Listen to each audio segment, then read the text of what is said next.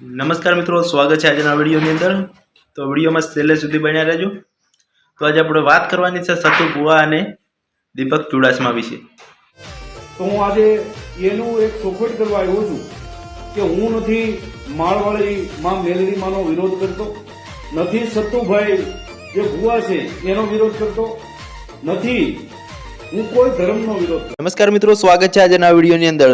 તો મિત્રો, અત્યારે સૌથી પહેલા વાત કરવામાં આવે તો દીપક ચુડાસમા અને સતુ ભુવાજી સામે પડવું મોંઘું પડી ગયું। જ્યાં મિત્રો દીપક ચુડાસમાએ જાહેરમાં સતુ ભુવાની માફી માંગી, તમે વિડીયોની અંદર જોઈ શકો છો। અને એવું પણ કીધું કે ના તો હું માં મેલડીનો વિરોધ કરું છું કે ના તો હું સતુ ભુવાજીનો વિરોધ કરું છું કે ના હું કોઈ ધર્મનો વિરોધ કરું, હું કોઈનો પણ વિરોધ નથી કરતો, એવું દીપક ચુડાસમા વિડીયોની અંદર કહી રહ્યા છે, તમે પણ જોઈ શકો છો। તો મિત્રો, તમને બધાને ખબર જ હશે કે દીપક ચુડાસમા થોડા સમય પહેલા ભુવાજીનો વિરોધ કરી રહ્યા હતા। તો મિત્રો, સતુ ભુવાના સપોર્ટમાં લગભગ 99% લોકો હતા, એમને લીધે દીપક ચુડાસમાએ સતુ ભુવાની જાહેરમાં માફી માંગી લીધી છે અને એવું પણ કીધું છે કે હું સતુ ભુવાનો વિરોધ નથી કરતો। દીપક ચુડાસમાને પણ ખબર પડી ગઈ કે વિરોધ માણસનો કરવાનો હોય, માતાજીનો ન કરવાનો હોય।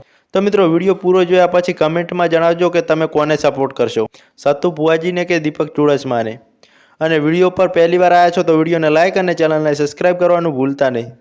તો મિત્રો, તમે સૌથી પહેલા દીપક ચુડાસમાનો વિડીયો જોઈ લો। સતુભાઈ જે ભુવા છે એનો વિરોધ કરતો, નથી હું કોઈ ધર્મનો વિરોધ કરતો, કે જ્યાં માળવાળા મેલડીમાં જ્યાં પ્રસન્ન થયા છે, જ્યાં બિરાજમાન થયા છે, એનો મારે કોઈ વિરોધ કરવાનો હું કઈ